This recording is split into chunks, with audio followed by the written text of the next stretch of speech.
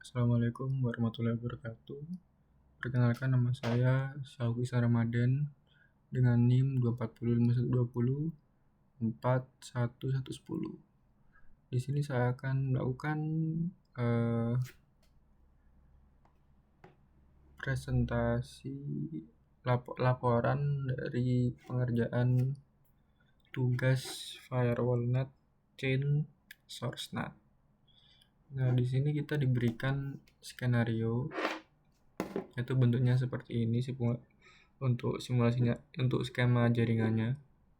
Jadi yang pertama ada internet, kedua ada router ISP, lalu di bawahnya ada switchnya nyambung ke 3 tempat, ke PC publik, router ISP, routing, dan router NAT. Di routing ini nyambung ke PC1, sedangkan di router NAT nyambung ke PC2. Nah, untuk milik saya seperti ini. Ini juga sama saja, yang ada yang nyambung ke internet,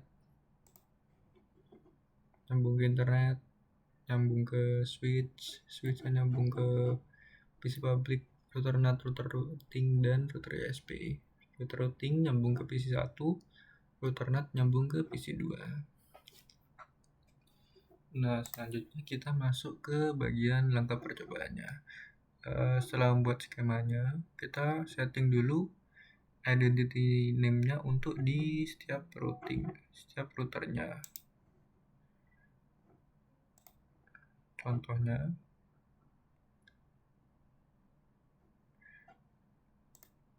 di sini. Nah, kita pertama melakukan mengganti nama identitasnya, jadi yang ini di P1 dia nyambung ke router routing, jadinya kita ubah nama jadi R routing, sedangkan di PC yang kedua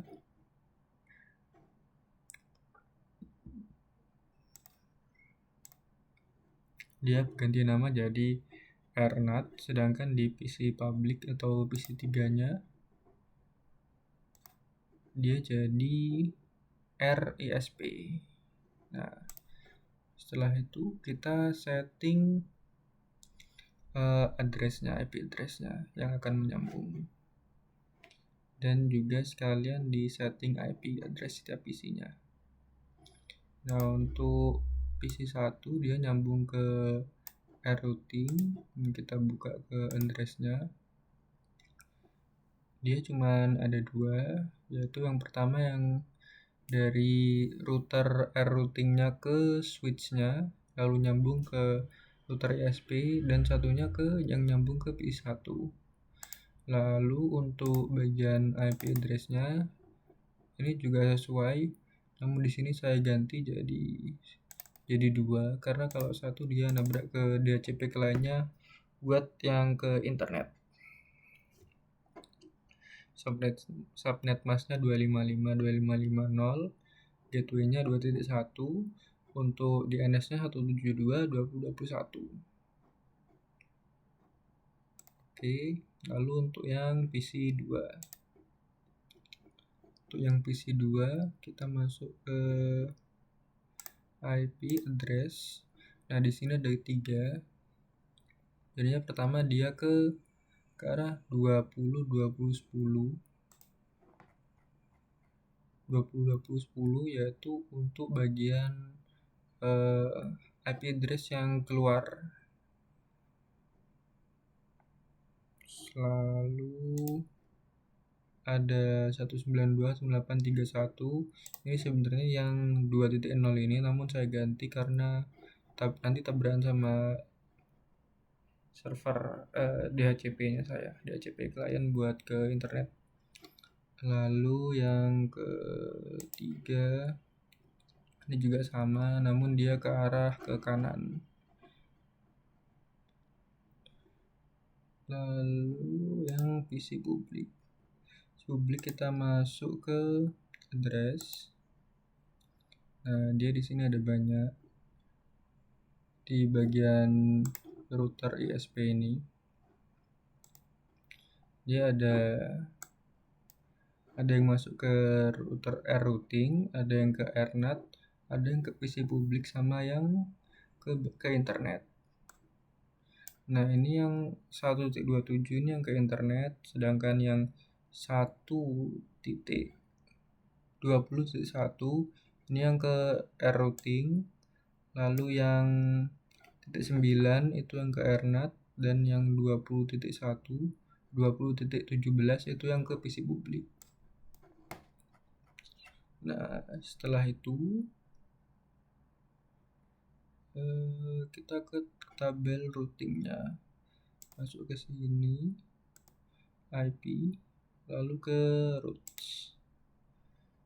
Nah, di sini kita tambahkan lagi di bagian RESP-nya untuk dia bisa menyambung ke 2.0, jadinya dia bisa ke sini, dari sini bisa ke sini, ke sini, betul, ke P1, ke routing ini.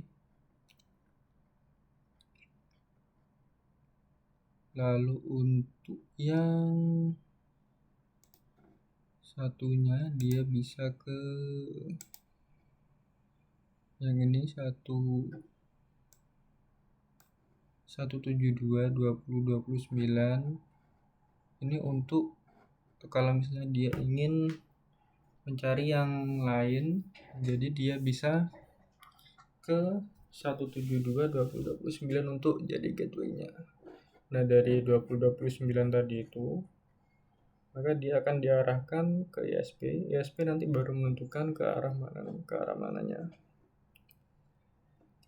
Lalu untuk yang P1 sama kita ke root, sama dia 00 sehingga 20.1.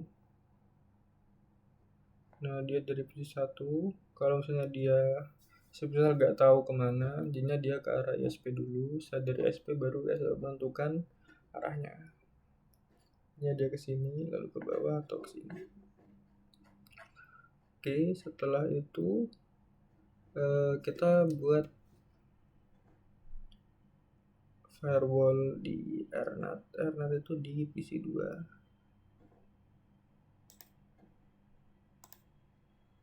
Kita ke firewall. Nah, ini untuk firewall seperti biasa, dia actionnya masquerade chain-nya src-net, source-net, lalu out interface-nya ether 1. Nah, setelah itu kita uji coba dulu ke 888. Nah, ini dia uji coba ke 888 untuk PC1 nya. Untuk PC2 kita coba juga ping 888. Ini dia juga bisa ping 888. Lalu untuk PC3 nya ping 888. Nah, ini dia juga bisa. Udah bisa semua. Nah, setelah kita lakukan itu, kita melakukan pengecekan melalui PC publiknya. Sebentar, yang PC2 kita ping dulu terus-terusan ke 888. Nah, kita akan melihat dari routernya traffic yang bergerak. Kita ke firewall. Nah, di sini kita dapat melihat bahwa ada tiga address yang melakukan ping ke 888, yaitu 172.20.10, 172.20.18, dan 192.168.2.2. Nah, itu tadi, jadinya dia ada yang 3 ini tadi, dari PC1, PC2, dan PC publiknya. Nah, setelah itu kita ke PC2 dulu, karena kita hanya akan mencobanya di PC2 nya aja. Nah, yang pertama kita mengaktifkan NAT yang sesuai dengan ini, yaitu kita hanya akan membolehkan protokol ICMP untuk berjalan. Selain ICMP tidak akan bisa. Nah, kita pertama disable dulu. Yang ini kita enable. Nah, ICMP ini gunanya untuk bagian pingnya, sehingga ketika kita mencari menggunakan DNS, misalnya microtik.com, nah maka dia tidak akan bisa ke load.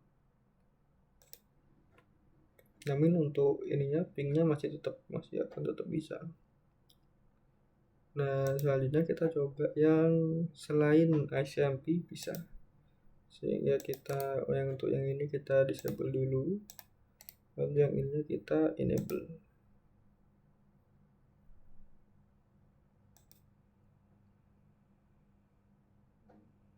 Kita ulang lagi.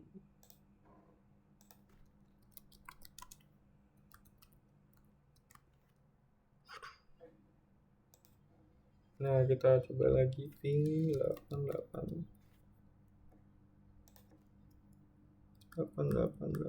apakah bisa? Nah, ini tidak akan bisa untuk bagian ICMP-nya, karena di bagian NAT-nya dia hanya bisa selain ICMP, dia akan request amat terus menerus. Namun semisal kita masuk dan mencarinya lewat Mozilla, kita buka microtik.com, maka dia pasti akan bisa.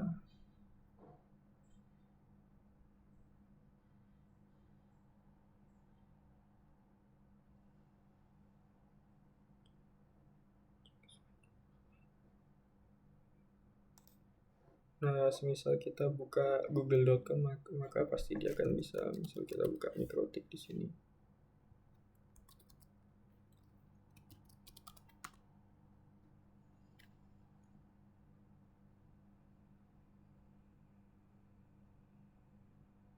Nah, dia akan bisa.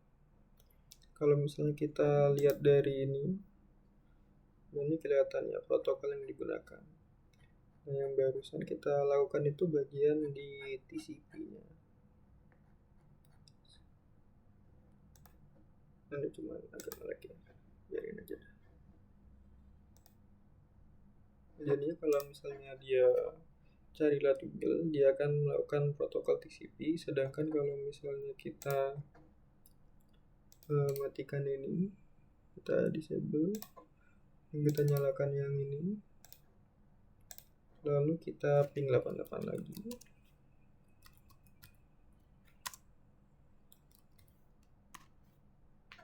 Nah, kalau kita lihat dari isi public,